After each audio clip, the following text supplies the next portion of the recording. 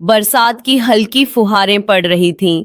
गांव शिवपुर के चारों ओर फैली हरियाली आज और भी गहरी हो गई थी। लेकिन गांव के बीचों बीच पुराने बरगद के पेड़ के पास बने पत्थर के चबूतरे पर कुछ बुजुर्ग बैठे थे। उनकी निगाहें बार बार उसी दिशा में जा रही थीं जहां एक पुराना सुनसान सरोवर था। लोग उसे मौन सरोवर कहते थे क्योंकि कहा जाता था कि वहां रात में कोई आवाज नहीं होती। सन्नाटा ऐसा कि अपनी सांसों की ध्वनि तक डराने लगे।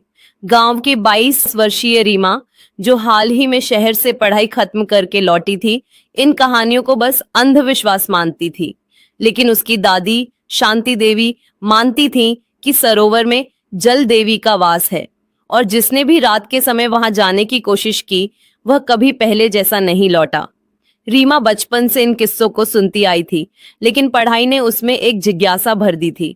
उसे लगा ये सब सिर्फ लोक कथाएं हैं जिन्हें बुजुर्ग डर फैलाने के लिए गढ़ते हैं, लेकिन उसकी सोच बदलने वाली थी। उस रात गांव में श्रावणी पूर्णिमा का मेला लगा था। ढोल नगाड़ों की आवाज, मेले के झूले और मिठाइयों की खुशबू से पूरा शिवपुर महक रहा था। रीमा अपने दोस्तों के साथ मेला घूम रही थी। तभी उसका ध्यान एक बूढ़े फकीर पर गया जो गांव के बाहर उसी मौन सरोवर के किनारे पीतल का कटोरा रखे बैठा था। उसकी आंखें बंद थीं, होठों पर अजीब सा मंत्र और उसके चारों ओर काले धुएं का हल्का सा घेरा। रीमा को जिज्ञासा हुई। उसने दोस्तों से कहा, चलो देखते हैं ये बाबा यहाँ क्या कर रहे हैं। लेकिन उसके दोस्त डर के मारे मना कर गए। मजबूरी में रीमा अकेली ही सरोवर की तरफ बढ़ी। जैसे ही वह पास पहुंची, बाबा ने आंखें खोली और धीमे से कहा, तू क्यों आई है लड़की? यहाँ का पानी मौन है, लेकिन तेरे दिल की धड़कन मैं सुन सकता हूँ। रीमा चौंकी। आप यहाँ क्या कर रहे हैं? उसने पूछा। बाबा ने गहरी सांस ली। जिस सत्य को गांव ने भुला दिया वही मुझे यहाँ खींच लाया है, लेकिन तुझसे कहना बेकार है, क्योंकि जब तक तू अपने कानों से उस मौन को नहीं सुनेगी, विश्वास नहीं करेगी। रीमा हंसते हुए बोली, ठीक है बाबा, मैं खुद सुनूंगी। बाबा का चेहरा गंभीर हो गया। याद रखना, अगर मौन ने तुझे जवाब दे दिया तो तू खुद की नहीं रहेगी। रीमा ने उनकी बात को मजाक समझा और सरोवर के किनारे चली गई। पानी बिल्कुल स्थिर था, न कोई लहर न कोई हलचल। लेकिन जैसे ही उसने झुककर अपनी परछाई देखी, पानी में हल्की सी कंपन हुई और उसके कानों में एक मीठी पर डरावनी फुसफुसाहट गूंजने लगी। रीमा, तू आ गई। उसका दिल तेजी से धड़कने लगा। उसने चारों ओर देखा, वहां कोई नहीं था। तभी पानी में उसकी परछाई बदलने लगी। वो रीमा नहीं थी, बल्कि एक औरत, जिसकी आंखें गहरी नीली, बाल भीगे हुए और होठों पर हल्की मुस्कान थी। रीमा घबराकर पीछे हटी, लेकिन तभी उसके पैर किसी चीज में उलझे और वो गिर गई। बाबा दौड़ कर आए और उसे खींचकर चबूतरे पर बैठाया। मैंने कहा था ना, मौन कभी खाली नहीं होता, बाबा फुसफुसाए। उस रात से रीमा के साथ अजीब घटनाएं होने लगी। कभी वो आधी रात में नींद में उठकर सरोवर की ओर चल देती, कभी उसे पानी में वही नीली आंखों वाली औरत दिखाई देती। दादी शांति देवी ने एक दिन उसे पकड़कर कहा, तूने बड़ी गलती कर दी रीमा, तूने मौन को जगा दिया है। अगली सुबह रीमा की नींद देर से खुली। सूरज काफी ऊपर चढ़ चुका था, लेकिन उसका कमरा हल्का सा ठंडा और नम था, जैसे किसी ने पानी की बूंदें हवा में घोल दी हों। दादी शांति देवी आंगन में तुलसी के पास दीप जला रही थीं। उनकी आंखों में चिंता साफ थी। कल रात तू कहाँ थी? दादी ने बिना उसकी तरफ देखे पूछा। रीमा चौंकी। क्या उन्हें पता चल गया? मैं तो कमरे में थी, उसने झूठ बोला। दादी धीरे धीरे उसकी ओर मुड़ी। झूठ मत बोल रीमा, तेरे पैरों में गीलापन अभी भी है और तेरी आंखों में वो डर जो मैं बचपन से पहचानती हूँ। रीमा का दिल तेजी से धड़कने लगा। उसने बात टालने के लिए किताब उठाई, लेकिन तभी दादी ने उसका हाथ पकड़ लिया। मौन सरोवर का पानी किसी को यूं ही आवाज नहीं देता। अगर उसने तेरा नाम लिया है तो इसका मतलब है तेरा उससे कोई रिश्ता है। रीमा हंस पड़ी। दादी, आप भी ना, ये सब बस अंधविश्वास है। लेकिन मन ही मन उसे वो नीली आंखें बार बार याद आ रही थीं। उस दिन दोपहर में रीमा गांव के स्कूल के लिए पुराने दस्तावेज ढूंढने पंचायत भवन गई। वहां उसे एक लकड़ी की अलमारी में गांव का 100 साल पुराना रजिस्टर मिला। पन्ने पीले पड़ चुके थे, लेकिन एक नाम ने उसका ध्यान खींचा, सरला देवी लापता 1923। नोट के आगे लिखा था। मौसम साफ था, पर वो सरोवर में डूब गईं। शव कभी नहीं मिला। रीमा के बदन में सिहरन दौड़ गई। वही नीली आंखें, वही गीले बाल। क्या ये वही औरत थी? रात को नींद आने से पहले खिड़की के बाहर से धीमी सी आवाज आई, रीमा। वो उठकर खिड़की के पास गई। बाहर धुंध फैली थी और उस धुंध के बीच सरोवर की दिशा में वही औरत खड़ी थी। उसकी मुस्कान इस बार और गहरी थी, जैसे बुला रही हो। रीमा खिंची चली गई, नंगे पांव धुंध में चलती रही जब तक सरोवर का किनारा नहीं आ गया। वो औरत अब पानी में खड़ी थी और उसकी आंखें चमक रही थीं। तू मेरे पास आ, तेरे सवालों के जवाब यही हैं। रीमा ने कदम आगे बढ़ाया, तभी किसी ने उसे जोर से पकड़कर पीछे खींच लिया। वो बाबा थे, जो उस रात भी वहीं थे। तुझे समझ नहीं आता लड़की, अगर तूने एक बार पानी में कदम रख दिया तो फिर तेरी आत्मा भी तेरे शरीर की नहीं रहेगी। रीमा ने कांपते हुए पूछा, ये कौन है? ये मुझे क्यों बुला रही है? बाबा की आंखों में गहरी उदासी थी।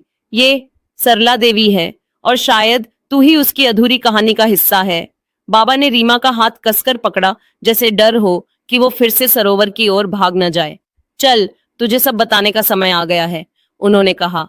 वे उसे गांव के एक पुराने मंदिर में ले गए, जहां दीवारों पर धूल की मोटी परत थी और हवा में चंदन व धूप की हल्की खुशबू।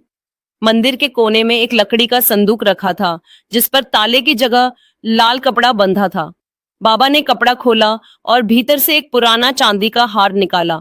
उस पर नीले रंग का छोटा सा नगीना जड़ा था, जो अंधेरे में भी चमक रहा था। ये हार सरला देवी का था, बाबा ने धीमी आवाज में कहा। वो इस गांव की सबसे खूबसूरत औरत थी, पर उससे भी ज्यादा नेक दिल। 100 साल पहले इस गांव के ठाकुर ने उससे जबरन शादी करनी चाहिए। सरला देवी पहले से ही किसी और से प्रेम करती थी और ठाकुर को मना कर दिया। ठाकुर ने बदला लेने के लिए उसके प्रेमी की हत्या कर दी और सरला देवी को जिंदा सरोवर में डुबो दिया। रीमा की आंखों में आंसू आ गए, लेकिन उसका शव क्यों नहीं मिला? बाबा ने गहरी सांस ली, क्योंकि मरने से पहले उसने ठाकुर को श्राप दिया था कि उसका परिवार कभी सुख नहीं देखेगा और वो खुद उस सरोवर की रानी बनकर लौटेगी। जिसे भी उसकी आत्मा चुनेगी, वो उसके साथ हमेशा के लिए जल में रहेगा। रीमा की रग रग में ठंड दौड़ गई। लेकिन उसने मुझे क्यों चुना? बाबा ने उसकी आंखों में देखा। क्योंकि तू ठाकुर की आखिरी वंशज है। रीमा का सिर घूमने लगा, उसका पूरा अस्तित्व हिल गया। तो ये सब मेरी वजह से, मेरे खून की वजह से? बाबा ने कहा, अगर तू सच में अपने और गांव के लोगों को बचाना चाहती है, तो तुझे सरला देवी से सामना करना होगा, उसके श्राप को तोड़ना होगा। रीमा ने कांपते हुए पूछा, लेकिन कैसे? बाबा ने हार उसकी हथेली में रख दिया। इस हार को सरोवर में ले जा और उससे कह, तेरा बदला पूरा हुआ, तेरा श्राप खत्म। लेकिन याद रख, वो तुझे आसानी से जाने नहीं देगी। उस रात चांदनी सरोवर पर चांदी सी बिखरी थी। रीमा ने हार अपने हाथ में कसकर पकड़ा और पानी के किनारे पहुंची। सरला देवी पहले से वहां थी। उसके गीले बाल कंधों पर चिपके थे और नीली आंखें इस बार दुख से भरी थीं। तू आ गई, उसने फुसफुसाया। रीमा ने कांपती आवाज में कहा, तेरा दर्द मैं समझती हूँ, पर अब तेरा बदला पूरा हो चुका है। तू आजाद हो जा। सरला देवी के होंठ कांपे, उसकी आंखों से नीली रोशनी फूटने लगी। अगर मैं आजाद हो जाऊं तो तुझे छोड़ दूं? रीमा ने आंसू पोंछते हुए कहा। हाँ, क्योंकि मेरे जीने में ही तेरे प्रेमी की आत्मा को सुकून मिलेगा। कुछ पलों तक सन्नाटा रहा, फिर सरला देवी मुस्कुराई। पहली बार एक इंसानी शांत मुस्कान। उसने हार को छुआ और नीली चमक आसमान में बिखर गई। धीरे धीरे उसका रूप धुंध में बदलने लगा और वो सरोवर के पानी में समा गई। रीमा घुटनों पर गिर गई। उसके चेहरे पर आंसू और हल्की सी मुस्कान थी। श्राप खत्म हो चुका था। रात बीत चुकी थी, लेकिन सरोवर के किनारे अजीब सी शांति छाई थी। रीमा अब भी वहीं बैठी थी। उसके हाथ में हार की जगह सिर्फ एक नीला पत्थर रह गया था, जैसे सरला देवी ने अपनी आखिरी निशानी छोड़ दी हो। गांव के लोग, जो अब तक इस जगह के पास आने से डरते थे, सुबह सुबह हैरानी से देख रहे थे। सरोवर का पानी बिल्कुल साफ था। उसमें न धुंध न अजीब लहरें। पक्षियों की चहचहाहट 100 साल बाद पहली बार यहाँ सुनाई दे रही थी। बाबा गांव वालों के साथ आए और उन्होंने रीमा को गले लगा लिया। तूने वो कर दिखाया जो किसी ने सोचा भी नहीं था। तूने सरला देवी को मुक्त कर दिया। गांव में ढोल नगाड़े बजे, बच्चे सरोवर के किनारे खेलने लगे। औरतें रंग बिरंगे कपड़े पहनकर मंदिर में दीपक जलाने लगीं। ये वही मंदिर था जो दशकों से बंद था। उस रात जब सब सो रहे थे, रीमा ने एक सपना देखा। वो सरोवर के किनारे खड़ी थी, सामने सरला देवी, अब सफेद और सुनहरी साड़ी में, उसके चेहरे पर संतोष की मुस्कान। उसके साथ एक लंबा सांवला युवक खड़ा था, वही जिसका नाम बाबा ने कभी नहीं लिया, सरला देवी का प्रेमी। सरला देवी ने धीरे से कहा, तूने मुझे सिर्फ मुक्त नहीं किया, तूने मेरे प्रेम को भी वापस दिया। उस युवक ने आगे बढ़कर रीमा के माथे पर हाथ रखा। तू हमारे श्राप को तोड़ने वाली आखिरी कड़ी थी, अब तू भी सुखी रहे हमेशा। सपना धीरे धीरे धुंधला हुआ, लेकिन रीमा को अपने माथे पर हल्की ठंडक और दिल में गहरी शांति महसूस होती रही। कुछ दिनों बाद रीमा को अपने घर के दरवाजे पर एक पुराना पीला लिफाफा मिला। उस पर न नाम था, न कोई पते की मुहर, सिर्फ अंदर एक चिट्ठी और वही नीला पत्थर। चिट्ठी में लिखा था, जब भी तुझे लगे कि अंधेरा बढ़ रहा है, इस पत्थर को पानी में डाल देना। मैं लौट आऊंगी, पर इस बार बदला लेने नहीं, तुझे बचाने। रीमा ने चिट्ठी को अपने सीने से लगा लिया। उसे समझ आ गया, कुछ कहानियों का सच खत्म नहीं होता, बस उनका रूप बदल जाता है। दोस्तों, आपको ये कहानी कैसी लगी मुझे कमेंट बॉक्स में जरूर बताएं। आगे भी इसी तरह और अच्छी कहानियां सुनने के लिए मेरे चैनल को सब्सक्राइब करें और नोटिफिकेशन बेल को भी जरूर दबाएं। धन्यवाद।